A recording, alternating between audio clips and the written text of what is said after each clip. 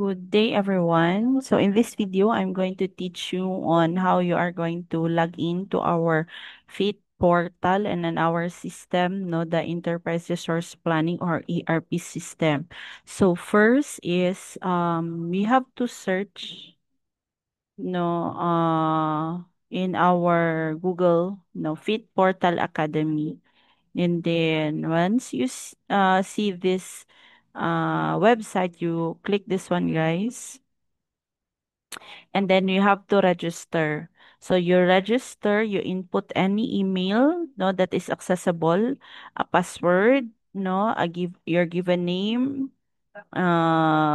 middle, last name, mobile number, and remember that the university code that you are going to use is UMT.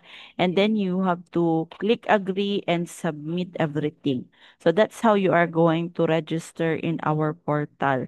Now, once you were able to register in your portal, an email will be a confirmation email will be sent sa imong email that you input diri guys, no? And then once na-confirm na ninyo, we can log in. So using the same email and the same password, we are going to input that one here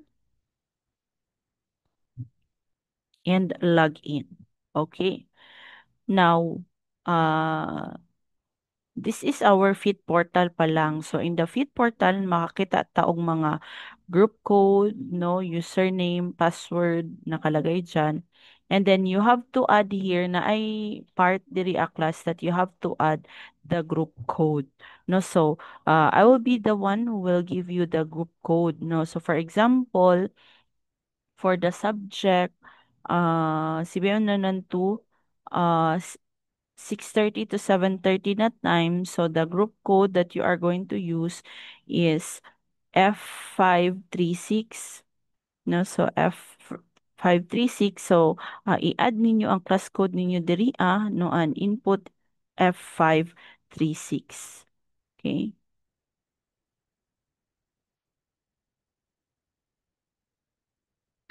Yan, F536. And then once maka-login na mo guys, ma-add niyo ang code, you have to remember that only one account is available or given to one student, no? So hatagan ta og username and default password.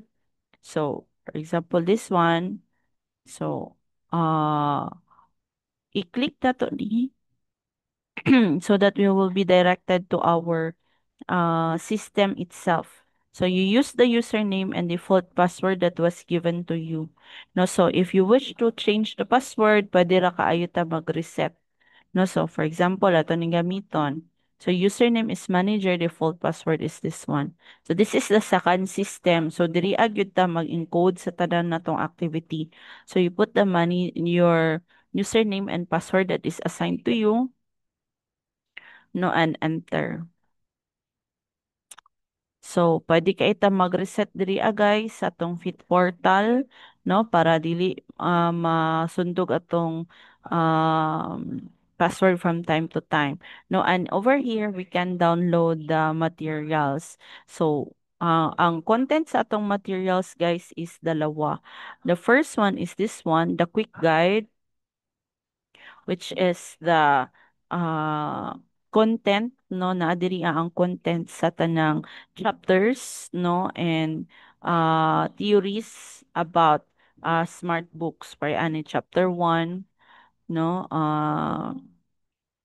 chapter 2 getting started, no, and then mga master data and document handling, no, nga mga theory. And the other document is this one, the workbook. So the workbook class is dirian na to ibutang tanan natong activities, no, for the subject, and this will serve as our final requirement. So for example, exercise workbook, no, so every student, no, must have their own workbook. So i-rename na to ni guys, and student number ibutang na to. So in my case, I am the main branch, no? So kayo, so you can put there unsa ka nga student, no, student 1, student 2, etc.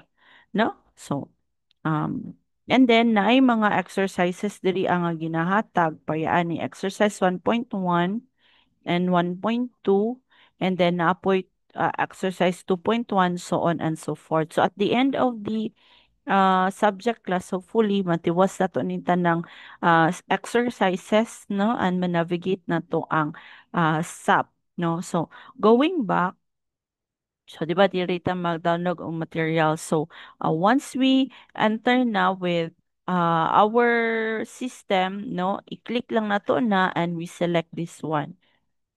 Ayan, no, our branch. So this is now the system nga we're in diri ta mag um navigate.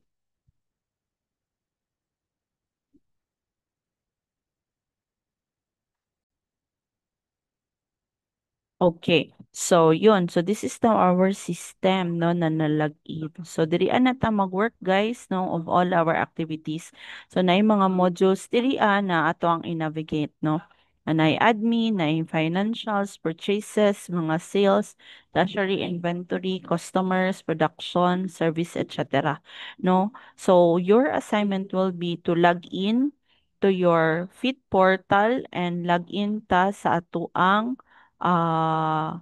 this one sa atong ERP na system. Okay?